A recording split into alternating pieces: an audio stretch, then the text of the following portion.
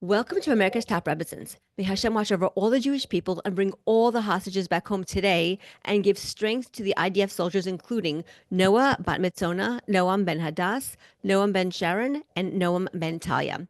Please click on the subscribe button to subscribe to us on the America's Top Represents YouTube page, or click follow to follow us on your podcasting app so that you are the first to know when an inspiring new episode is posted. I am really excited to have on today's show Nili Grutman. Nili founded her Israel-based nutrition practice in 2010, and her company is called Nourished Daily. Her approach is to provide people with completely natural, non-synthetic way of achieving optimal health and well-being. Neely creates a space where factual, scientific-based nutrition is taught and sustainable wellness and change is encouraged. This includes helping others develop a real connection to their emotional and physical selves. In a nutshell, Neely helps her clients implement the right nutritional information, manage their stress, and resolve their issues naturally, which I personally think is amazing. And we're going to hear all about that today, which is why I'm really excited. So thank you so much for being here, Neely. And I know that there's a story behind how you started your company and that you personally went through a health transformation. So I'm really excited to hear your story. Please tell us more about what you do and how you got to where you are now. Okay, so thank you so much, first of all, for having me here. In regards to my story, I think it's a really typical story. I grew up in a really healthy household, and my grandmother, may, may she have the highest aliyah. Her name was Nomi. My daughter is named after her. And she was diagnosed with colon cancer when I was very young. And she was always really ahead of her time. She started juicing and she would juice wheatgrass and she would make fermented beverages and she would meditate. And she was really well connected with a woman by the name of Anna Wigmore, or Anna Wigmore, however you would like to say her name. And she started the original Hippocrates Institute in Boston, and then eventually the Optimum Health Institute in San Diego. And not my grandmother, this woman by the name of Anna Wigmore was like the mother of naturopathy as we know it today. So my grandmother knew her. And I think that this idea that you could use nature and the way that you think and how you regulate yourself as a means of wellness was something that was just in the water that I was growing up in. And then I also grew up in Los Angeles. Okay. I'm about tshuva. So before previous life, I think I had so many dualistic things happening at the same time. There was this one concept that here's nature and it's a wonderful asset. And then I also grew up in Los Angeles, where it's extremely materialistic, and people self-identify with the way that they eat.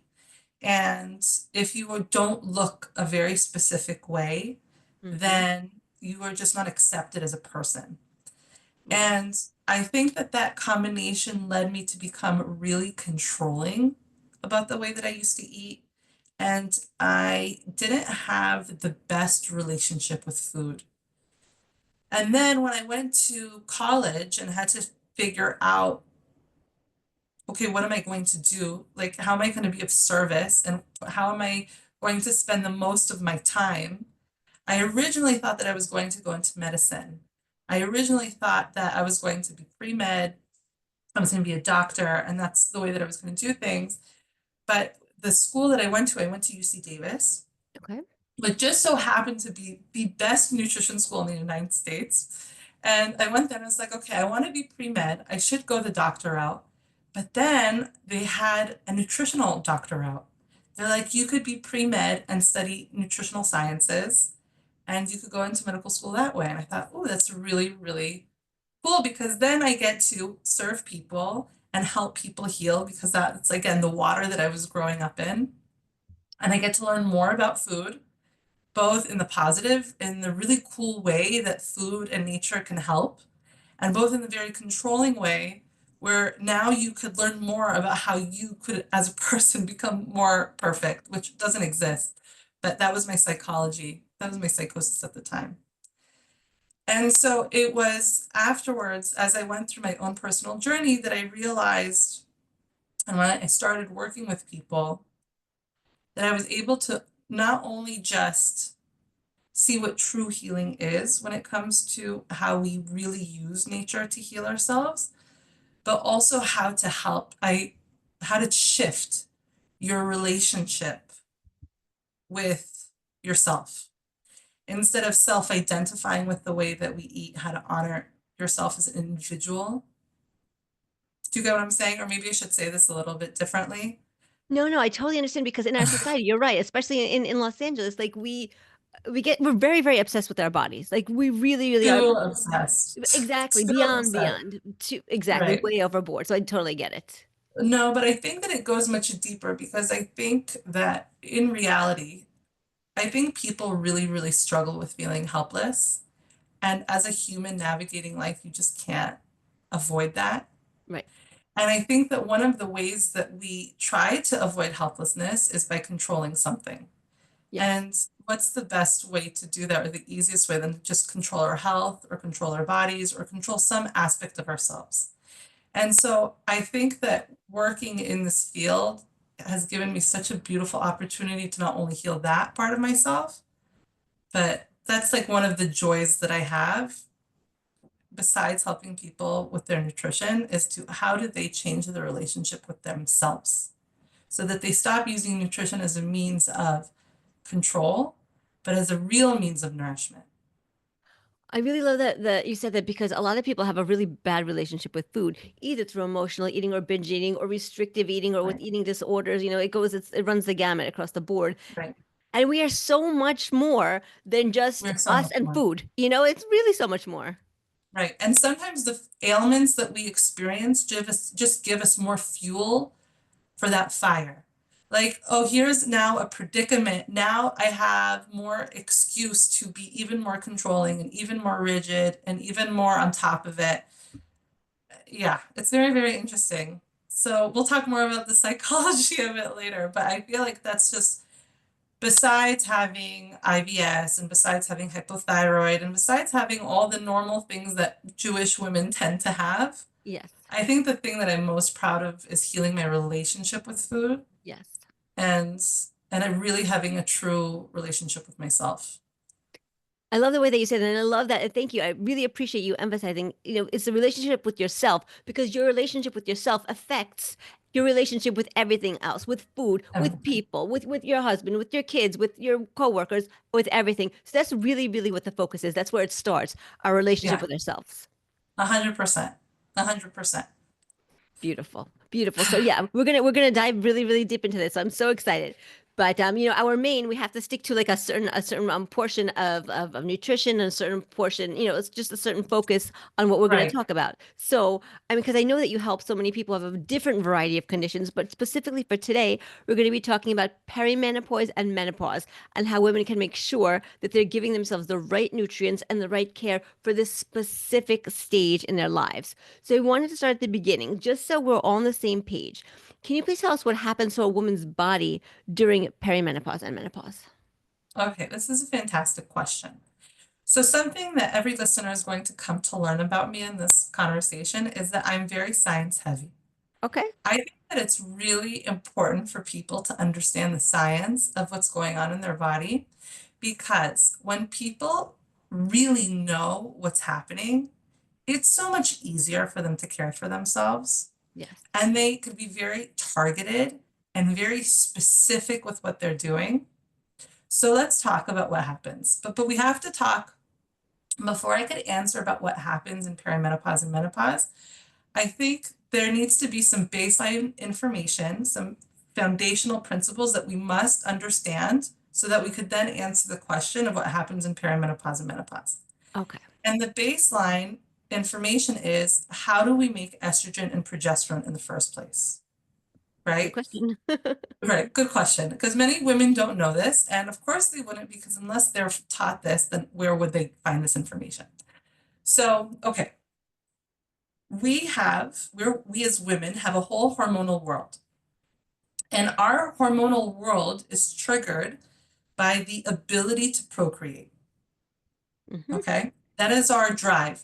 Let's carry the species on. Let's keep procreating and let's have a body, a physical body that could carry on that unbelievably magnificent task. So our whole hormonal dynamic, our whole hormonal system is basically designed around procreation. And so that leads to the idea, or that leads to the fact that our estrogen and our progesterone is fueled by reproduction. Okay. It's literally fueled by the process of reproduction. So what do I mean? Estrogen, which is the hormone that is greater in women, men also have it, but it's greater in women, and it's what makes us so special. And it's what makes our brain function and calm, and it's what makes us have flexibility, and it's what supports our heart and our lungs, etc. This hormone is created in the ovaries.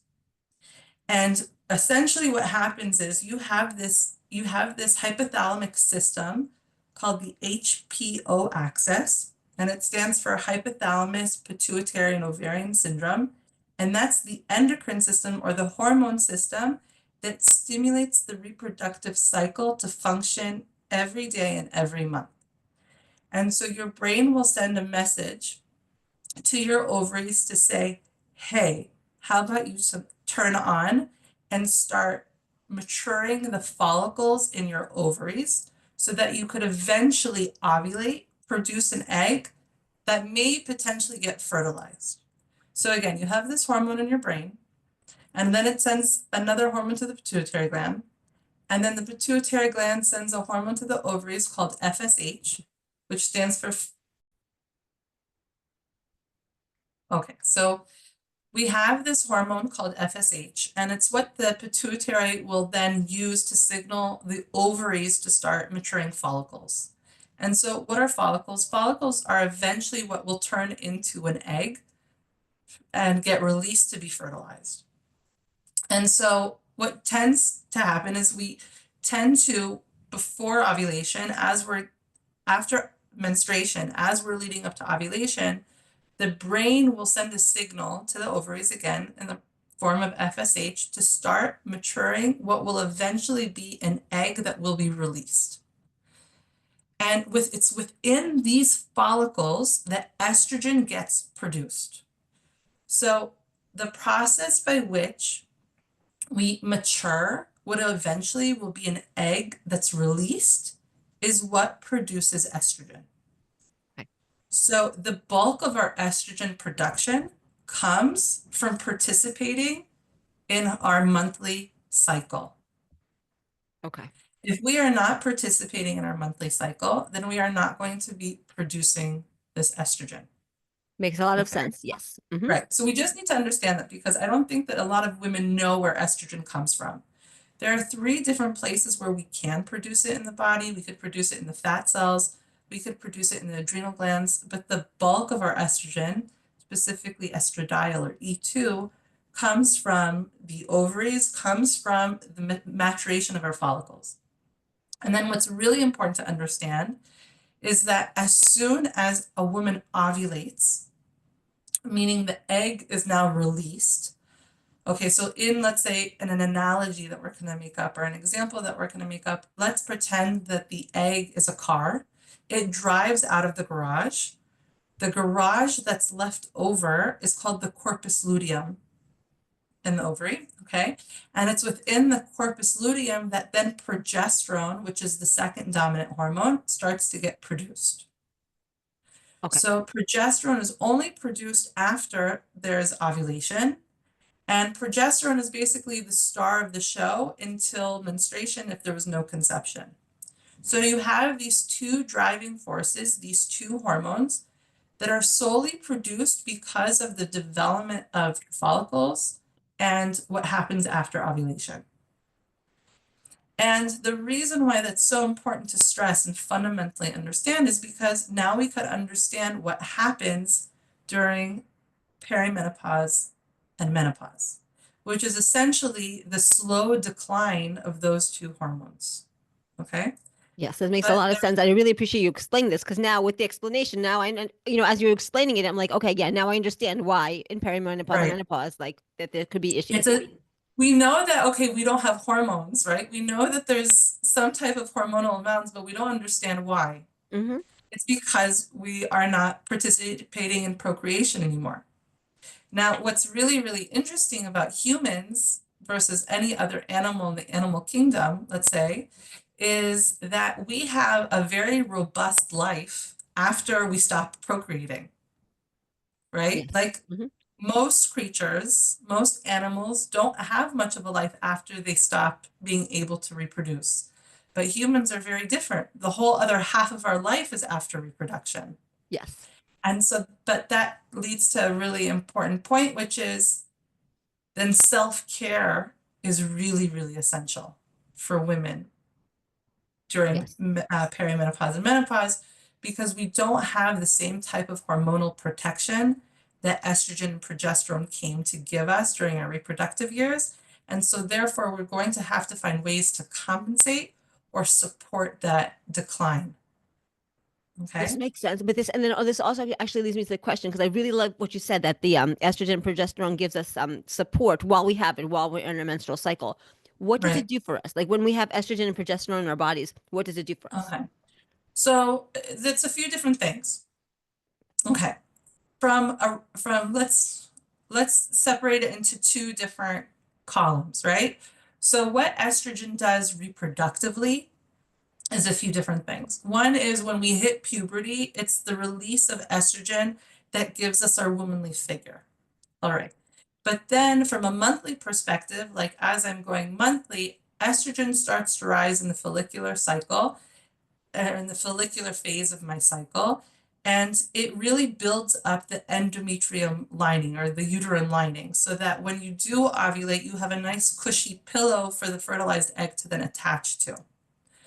It also helps, one more thing that it was supposed to help with that now just like left my brain.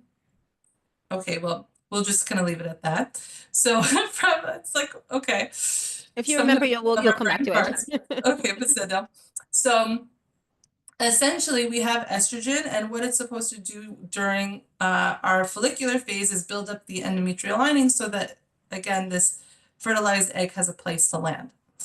Afterwards, after that, or I should say, in addition to that function, estrogen really helps support serotonin and dopamine uptake. It helps with the nerves in the brain. It helps with the receptors in the brain. It helps with the actual production of those hormones, or so, excuse me, neurotransmitters, which then helps us with our whole psychosis. It helps us manage stress. I mean, serotonin specifically is what allows for us to feel secure, to feel like we're going to come out on top, like things are going to work out in our favor. Dopamine is the neurotransmitter that makes us feel very connected and motivated and can experience joy. And so estrogen is an important modulator of those experiences. Wow. When estrogen drops, we have less of that. We feel more insecure. We feel more threatened. We feel more disconnected from our life and our ability to feel joy. We feel less motivated. Now, what's interesting is as we go through the menstrual cycle and our hormones are at their lowest around menstruation, we also feel those feelings, right? And that's what PMS is. We feel irritable, we feel cranky, we feel like life sucks, like all these different perceptions of reality. Perimenopause and menopause is a more prolonged time of that sensation. Wow. Okay. But estrogen also helps with the flexibility of any type of flexible tissue. So it helps with the flexibility of our arteries, for example. It helps with our bone mass. And so things that don't really happen to us during menstruation, but happens to us during perimenopause and menopause is we'll start to feel stiff. We will start to feel like our muscles and tendons and ligaments are tighter. We'll start to have a decline in our cardiovascular health because we have more rigidity in our arteries and veins. We'll start to be more prone for things like osteopenia or osteoporosis. And we'll also start to have a thinning in some tissue, like in our vaginal lining will start to become thinner. will become drier because estrogen also helps with blood flow. And so because we have less blood flow going to the surface, we'll um, experience that in our face. Our face will become duller, it will be less flexible, less moist, etc. So So those so are just some estrogen symptoms really that happen. with helps with anti-aging. Like the more estrogen we have, the younger we feel, the younger we look. Yeah, it helps with anti-aging from a variety of different perspectives because estrogen helps increase collagen production. Progesterone helps our glands have, our skin glands have robust oil production. And so, and also estrogen helps with hyaluronic acid, which helps keep our skin moist. But on top of that, estrogen also helps modulate our immune system. And so when our estrogen declines, as it will, our immune response is less stable. We're more inclined for specific types of infections, like yeast infections or UTIs.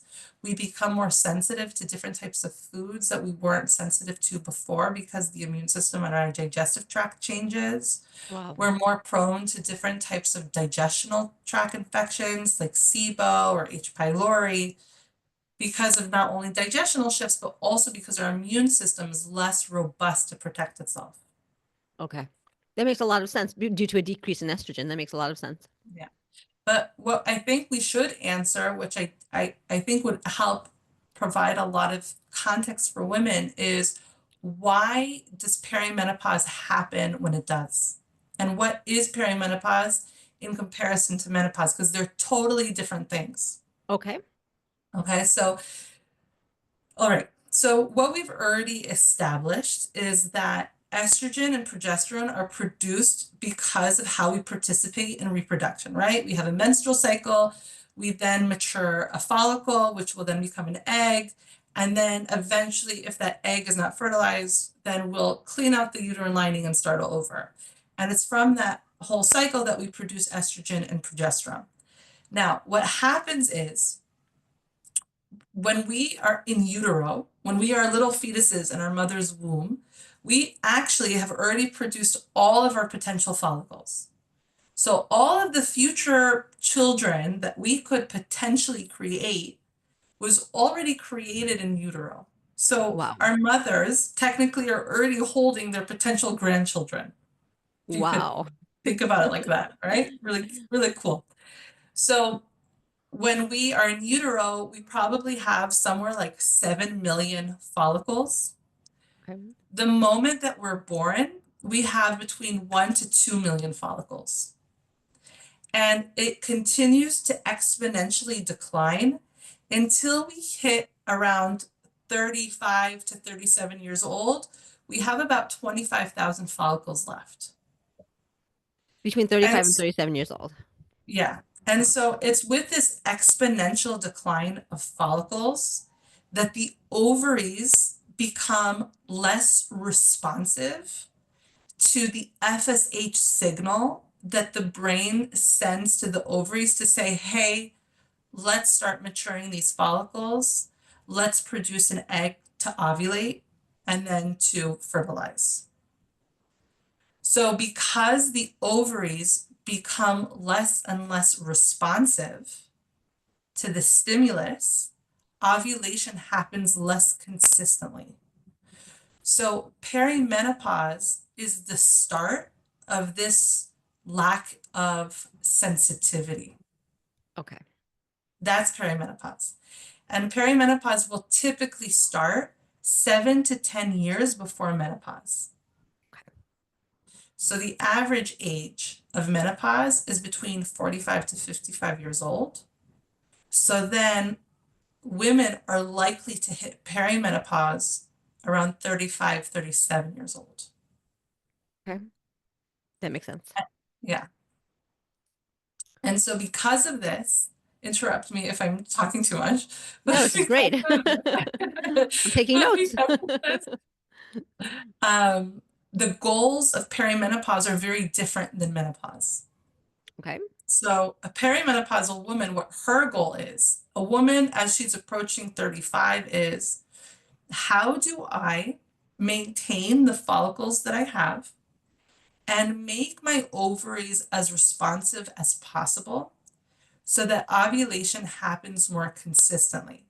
Because the more consistent my ovulation happens, the more hormonal support I'm going to have, and the less inconsistency I'm going to have with my estrogen and progesterone. Because again, if I'm not ovulating consistently, then my estrogen is not going to be produced and it's not going to be nice and high. And my progesterone is not going to be produced and it's not going to be nice and high. And so, again, the less ovulation I have, or the more inconsistent it becomes, the less hormonal stability I have. And then that's what generates all those strange feelings of irritability and stiffness and all the other symptoms that come with perimenopause as you hit menopause. And so, Right. again, the goal of perimenopause is, how do I keep my ovarian reserve high? And how do I make my ovaries as responsive as possible? And that's the goal of perimenopause. Whereas the goal with menopause is, okay, menopause is, we mark it as 1 year after our last period. And what that essentially means is I am no longer ovulating. My ovaries are no longer responsive to the hypothalamus or the pituitary gland. I am no longer maturing any follicles. I am no longer producing estrogen, progesterone, and testosterone for my ovaries. Okay. And so then the goal is to support the adrenal glands and the HPA axis, which is then going to be the driving force from your hormones in that stage of your life. And which essentially just means, how do I learn to manage my stress response? And then also to compensate for the consequences of not having as much estrogen and progesterone. That makes a lot of sense because at this point you're not producing any because you're really not ovulating at all. You're not producing the main or primary estrogen that's been ruling and rocking your world for the last 45 plus years. So yeah, 100%. It's all about management. It's all about, how do I manage myself as my physiology has just fundamentally changed. And it's totally understandable. Okay, so we're gonna talk about some of these things today. So, I have a question about perimenopause because I guess that's the one that we're gonna delve into first. Now that we understand what Yes. perimenopause is and menopause is, but I know that everybody out there is thinking, whoever is in this perimenopause stage, everybody out there is thinking the weight gain around the belly. I bet a lot of people have that question. Why? There's so many reasons why. It's a really good question. Let's say there are two driving forces. Okay. Okay. So one is estrogen, or your estradiol is lower because ovulation is less consistent. Yes. So because your estradiol is lower, you are going to try to compensate that estrogen production with other forms of estrogen like estrone, which is actually produced from your fat cells. Okay. Okay. And that estrone is a really annoying estrone because it will bind to the fat receptors in your midsection Specifically. specifically. Okay.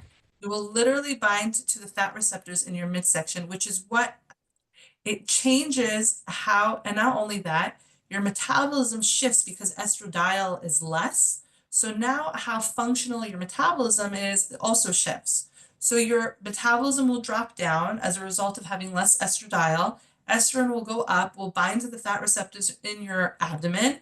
And so it kind of puts you in this position where if you do lose weight, you're not going to lose it directly in the stomach, you're going to lose it in your arms and your legs. And then it creates a very different figure, Yes. right? So then the question is, well, how do I get rid of this estrone? Yes. And the way that you do that is through liver detoxification. A perimenopausal woman has to um, prioritize her liver health, which also means her thyroid health, because the liver and the thyroid are very much connected. If thyroid function is low, the liver will not be as efficient as eliminating hormones that need to get out of the body. So let me just be very clear what I mean by that. Every hormone you produce has a half-life and needs to be thrown out eventually, right? Everything in our body that we produce has to do that. Our red blood cells have a 3-month time span. After 3 months, we get a whole new set of blood. So everything that we produce has a time or a lifespan, a shelf life, excuse me. And so our hormones do as well. And the estrogen that we make eventually is going to get broken down and pooped out. Okay, Okay. literally pooped out. Okay. And so our liver is responsible for breaking down our hormones. And if we are not successful in properly breaking down our hormones in the correct ratio of metabolites and the right forms, then it's going to be harder for us to get rid of those pesky hormones that contribute to the midsection weight gain. And so liver detoxification is going to be a really nice priority for any perimenopausal woman who wants to make sure that she eliminates her estrogen properly. Wow. Okay. Okay, so here, okay, now I have two questions. The first one, because you were mentioning the thyroid. So what about people who don't have a thyroid or, for example, and I can't be the only one out there, but I don't have a thyroid because I had thyroid cancer and it was removed. Other people, Okay. maybe they have their thyroid, but maybe they have hypothyroidism or Right, hyperthyroidism or Hashimoto's that also affects the right, thyroid. So, like, what if your right. thyroid is just not, either it's not there or it's not working properly?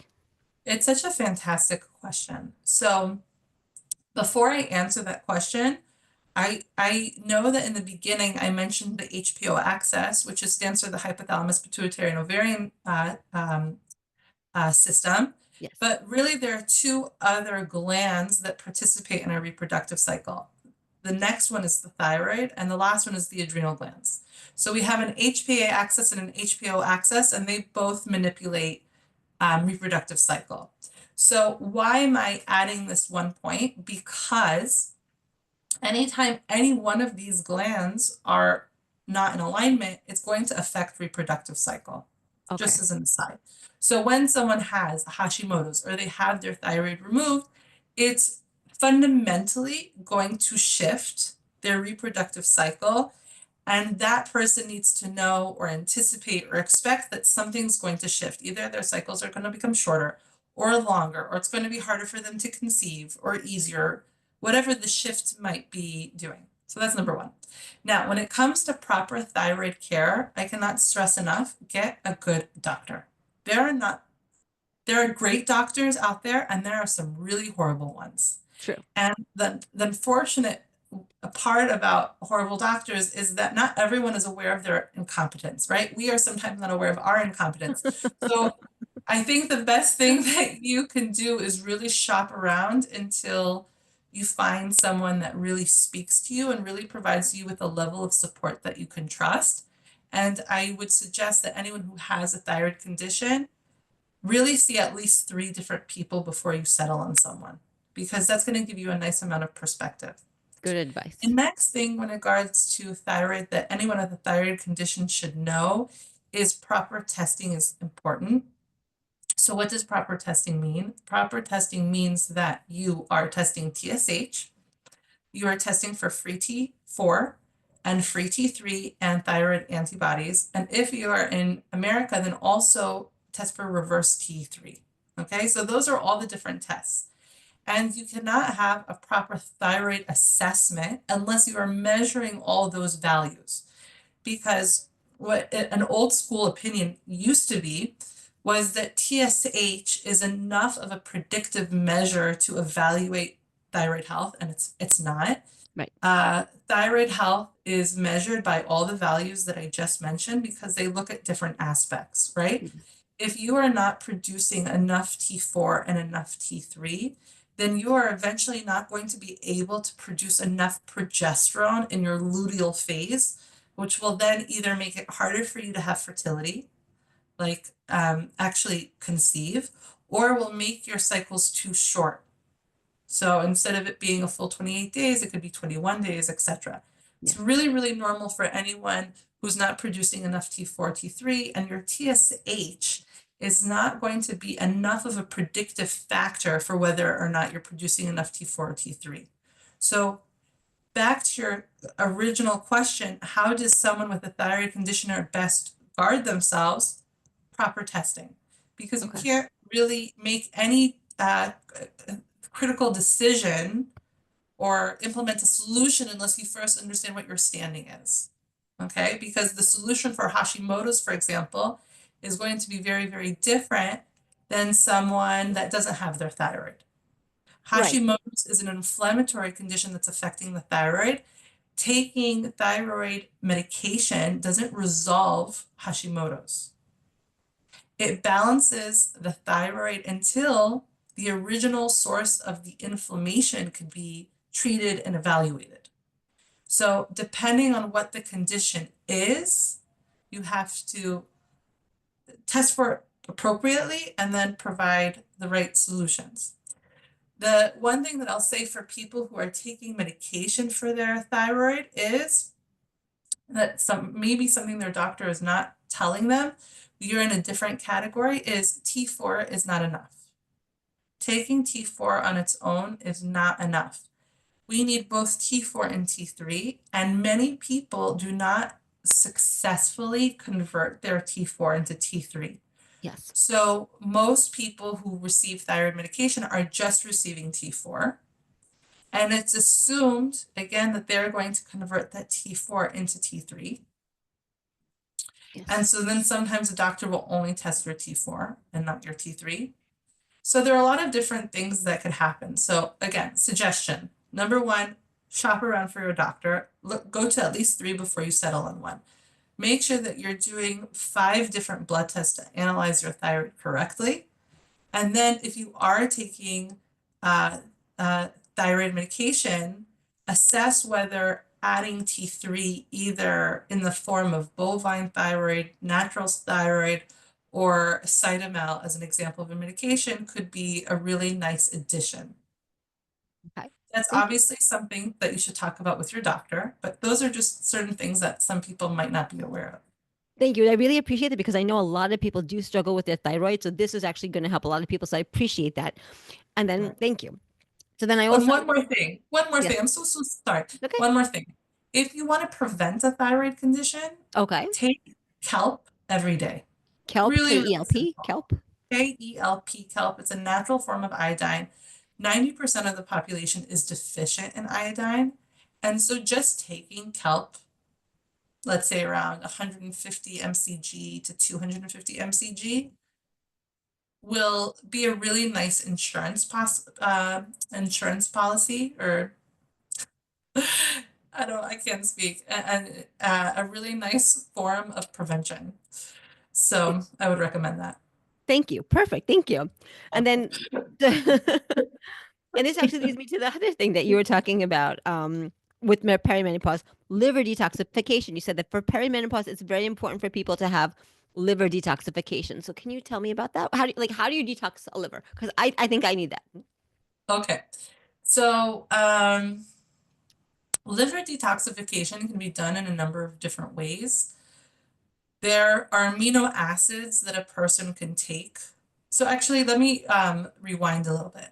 What is the function of the liver? The function of the liver is to do the following. It is there to take dirt in the blood and in the body and make it water soluble so that the body could wash it out of its system. Literally like soap. Like when you wash your hands and you have dirt on your hands, washing with just water doesn't do anything because the water doesn't match the polarity of the dirt. So what we do is we basically put soap on our hands in order to change how the water responds to the dirt. And it makes it so that the water can wash the dirt off. Mm-hmm. That's the whole point of soap. Yes. So the liver is like the soap of the body. It literally makes the dirt that we have in our system, all the junk, whether it's junk that wasn't supposed to be there or junk that was supposed to be there in the sense of like red blood cells that we eventually have to get out of our system, it makes it digestible. It makes it so that we can get it out of our system. And we have two different systems that do that. We have a phase one liver detoxification system and a phase two detoxification liver system. And so we have different nutrients that are used in each one of those systems. So B vitamins, different amino acids, magnesium, etc. So Hmm. making sure that you're well nourished, making sure that you have all of your B vitamins, that you do not have a magnesium deficiency, which again, most people do, and making sure that you are taking some of the non-essential amino acids, which you could find like on Amazon. Like there's a really great product called Amino Detox. It's quite expensive, and I can't remember right now the name of the company, but it's literally called Amino and then D and then dash Tox. Okay. It's essentially just amino acids as non-essential amino acids that are amino acids that we're essentially supposed to make ourselves, but sometimes as we age don't make enough of them. And it helps with both phase one and then phase two detoxification, all of these suggestions, making sure that again you have enough B vitamins, magnesium, and these amino acids. Another thing that a person could do is take different liver herbs. So things like milk thistle, things like burdock root, shankapidra, yellow dock, red clover, all these different herbs that are really fantastic for cleaning out the liver, making sure that our bile is doesn't calcify and is able to be excreted with our food consumption, etc. And and then we could also change the way that we could eat, but that's I think a little bit more specific. So Right. I think that it's just easier to say, nourish yourself with the B vitamins, magnesium, these herbs, and make sure that you're getting some type of a non-essential amino acid supplement. Okay. And the non-essential amino acids, are these all like available like pills or capsules or like in the vitamin section, or how do we? Yeah, I think Amazon is your best bet. Oh, really? Okay, even easier. Yeah, I'd be happy to send you specific links if you want to share with anyone. Thank you. Thank you. Yes, if somebody is interested maybe in getting in touch with you, I'm going to put my email address. Then I can connect people if you're in touch, if you want to get in touch with Neely. That's Not a fine. problem. Not a Okay. problem. And so now here's an interesting question. I know that people are going to ask this. Do the vitamins and the supplements, do they have to be kosher? Like, do they have to have a hexture on them? Ah, that's such a great question. I think that really, listen, I'm not a Rebbitzin, and I can't poskin for anyone. What I know is that as long as you are taking a vegetarian, a vegetarian product that doesn't have anything that's produced in the land of Israel and doesn't have any animal products and doesn't have any grain alcohol, you are technically fine and does not need a hechsher. Okay. Specifically if it's encapsulated Okay. because it has no taste. Now, then you have another class of supplements, like supplements that contain like fish oil, for example, Right. or And the vitamin D that's gelatin. and gelatin. Hmm. And I've heard so many different answers to this question. As far as I know, anything that you're taking for medicinal reasons that has no taste is acceptable to take. But I think that every person lives their life within their own comfort zone and they should follow the ashkacha of their Rav, or they maybe should call them, you could call Star K, or you could call the CRC, and you could call different establishments to kind of check to see, does this need a hechsher, does this not need a hechsher? And so I think it also depends on the urgency of or the need of the product.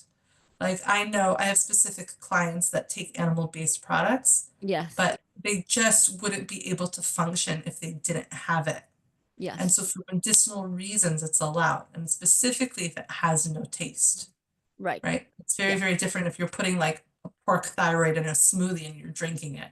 Right. But so that's the answer to that question that I have. I feel uncomfortable posketing for people, but as far as I'm concerned, that's the information. Thank you. Thank you. No, I do appreciate that. And as you were talking, it actually occurred to me. I think there's a website, and I honestly don't recall the website off the top of my head, but I remember looking into this, like that sells specifically kosher vitamins, kosher supplements, like specifically Right. kosher with the hexture. What I will say though is that there is a very big difference in quality Oh, amongst different companies. okay. Not all supplements are created equally. And sometimes I find that companies that specifically go out of their way to have a hexture don't necessarily have the best products. Okay. Sometimes they do, and sometimes they don't. And the reason why I'm saying this is because sometimes you could get into the rationale of saying, well, if there's another alternative that's kosher, I'd prefer taking that. Sometimes that is true, and sometimes it's not true. Sometimes the alternative is far less effective. And sometimes the alternative is just as effective or even better. So I think it's really, really dependent on the product that you're specifically requesting and the need that it's for. Got it. Okay. Thank you. Thank you. And when in doubt, ask your rabbi, ask your halakhic authority. Just okay. 100%. Okay. So we're like running short on time, but I don't want to forget menopause because there's so many of our listeners who are in menopause, and I really want to address that. And how do you take care of yourself? Like, what's the best way to address your hormonal health, your physical health during menopause? Okay. So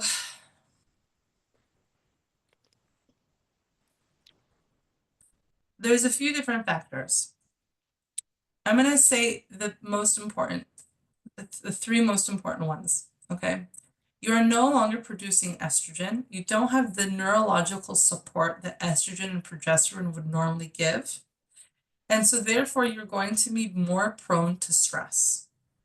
Uh-huh. And any little stressor that you experience is going to have a very, very different effect on you than it otherwise would have. Mm, And so what's key for a woman to do to survive menopause is to do everything in her power to manage her stress and to recognize that yes, she is crazy. okay. Like no, but it's helpful to say, yes, I'm the crazy one here. It's in the sense like the same way that a mother could look at her daughter that's going through puberty. There is something that's totally beyond her control that is taking over her body. She's literally transitioning into a new phase of life. And I could have so much compassion towards that at the same time that I'm so annoyed by it, right? Yes. And that's exactly the same thing. You have a woman who's entering a totally different stage of her life. Her body is physically changing. There's so much more inconsistency than she'd been used to for a very long time. Yes, she is crazy. Just like with puberty, it will balance itself out, but it takes time. And so if she is so irritable and her perception of reality shifts so much, she could start thinking that everything else is really a problem. But it's not. It's just that you are really uncomfortable. In your body, in your own body. So Yeah. your Hmm. physical body is Hmm. so uncomfortable. Her Yeah. sentient part of herself is so uncomfortable. Yep. And so her main task is, what can I do to eliminate as much stress from my life and my system as possible? And so she might then decide that things that didn't serve her in the past are things that she's just going to throw off board. Like she's in a new phase of life. She does not need to like worry about everyone else's issues because it's has a cost to her own nervous system. Yeah. So it's a really fantastic opportunity for women to let go of things that do not serve them, that were perhaps their stress response was able to handle before, but now fundamentally cannot. And also, besides just that emotional component, to take things to support her adrenals and her stress response. So magnesium glycinate is essential, essential, essential, essential for both the perimenopausal woman and the menopausal woman. If a woman is already taking magnesium, let's say in the form of magnesium citrate because she was constipated, she should still be taking magnesium glycinate because the substrate on the magnesium decides where it's going to go in the body. So magnesium citrate does not solve the same purposes as magnesium glycinate, two different functions. So it's important that she takes magnesium glycinate despite her taking magnesium citrate, if that's So what's happening. they can be taken together? Take it both, yeah. Okay. And if you take too much, you'll experience muscle cramps, and then you'll know to decrease the magnesium citrate because it's less priority. Okay. And so there are other things that she could take in order to balance her adrenal glands. So my personal favorites are ashwagandha and then relora, which comes from the magnolia tree.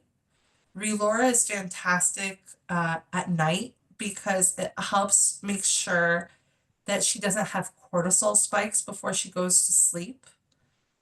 Cortisol is something that we produce anytime we feel stressed. We're supposed to produce a lot of it in the morning, but when estrogen and progesterone start becoming more consistent, it's common for perimenopausal and menopausal women to have cortisol spikes later on at night, and that stops them from being able to have good deep sleep. And so taking some type of adaptogen that specifically helps decrease cortisol at night can help her have a deeper sleep. So ashwagandha, relora, rhodiola, saffron, albizia, you could find those independently of one another, and you can find them in blends together. Um, and then the next one is making sure that she is taking an omega-3 fatty acid in order to help strengthen her immune system, both omega-3 fatty acid and vitamin D. Okay.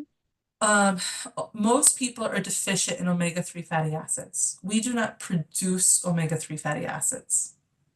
Okay. And omega-3 fatty acids are really ideally supposed to be in 1-to-1 ratio with all the other fats that we eat.